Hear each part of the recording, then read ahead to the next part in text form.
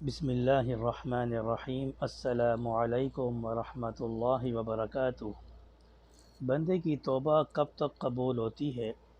ابن ماجہ کی حدیث مبارک ہے۔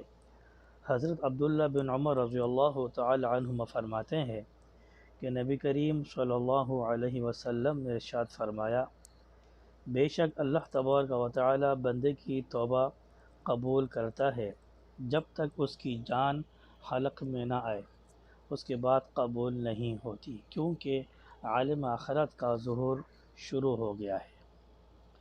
حضرت انس بن مالک رضی اللہ تعالی عنہ فرماتے ہیں کہ رسول اللہ صلی اللہ علیہ وسلم نے فرمایا، اگر انسان کے پاس سونے کی ایک وادی ہو تو وہ چاہے گا کہ دو ہو جائے، اور اس کا منہ قبر کی مٹی کے سوا اور کوئی چیز نہیں بھر سکتی، اور اللہ اس کی توبہ قبول کرتا ہے جو توبہ کرے۔